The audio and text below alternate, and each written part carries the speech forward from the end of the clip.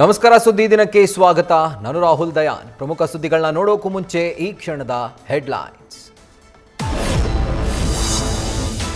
ಅದ್ಧೂರಿಯಾಗಿ ನೆರವೇರಿದ ವಿಶ್ವವಿಖ್ಯಾತ ಜಂಬೂ ಸವಾರಿ ಉತ್ಸವ. 6ನೇ ಬಾರಿಗೆ ಚಿನ್ನದ ಅಂಬಾರಿ ಹೊತ್ತು ಸಾಗಿದ ಅಭಿಮನ್ಯು. ನಂದಿ ಧ್ವಜ ಪೂಜೆ ವೇಳೆ ಈಡುಗಾಯಿ ಒಡೆಯಲು ಸಿಎಂ ಪರದಾಟ. ಕಣ್ಮನ ಸೆಳೆದ ಸ್ತಬ್ಧ ಚಿತ್ರಗಳು.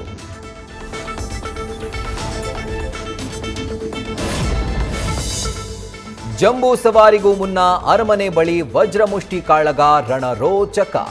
ಶ್ರೀಕಂಠದತ್ತ ಒಡೆಯರ್ ಬಳಸ್ತಾ ಇದ್ದ ಕಾರ್ನಲ್ಲಿ ಯದುವೀರ್ ವಿಜಯ ಯಾತ್ರೆ. ಇದೇ ಮೊದಲ ಬಾರಿಗೆ ಪಲ್ಲಕ್ಕಿ ಎಳೆದ ಹಳ್ಳಿ ಕಾರ್ ಎತ್ತುಗಳು.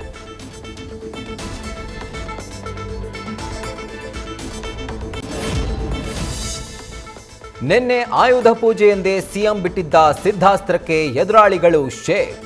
ಹೈಕಮಾಂಡ್ನತ್ತ ಬೊಟ್ಟು ತೋರಿಸಿದ ಡಿಸಿಎಂ ಡಿಕೆಶಿ. ಇತ್ತ ಯಾವ ಕ್ರಾಂತಿನೂ ಇಲ್ಲ, ಭ್ರಾಂತಿಯಷ್ಟೇ ಎಂದ ಹಸ್ತನಾಯಕರು.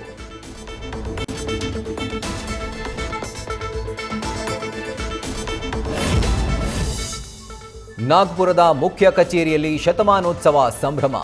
ಆರ್ಎಸ್ಎಸ್ ಸ್ಮರಣಾರ್ಥ ₹100 ನಾಣ್ಯ ಬಿಡುಗಡೆಗೆ ರಾಮಲಿಂಗಾರೆಡ್ಡಿ ವಿರೋಧ.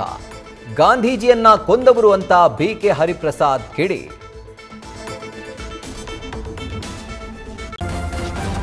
ನ್ಯೂಸ್ ಫಸ್ಟ್, ನಿರ್ಭೀತಿಯಿಂದ ನಿಮ್ಮ ಪರವಾಗಿ.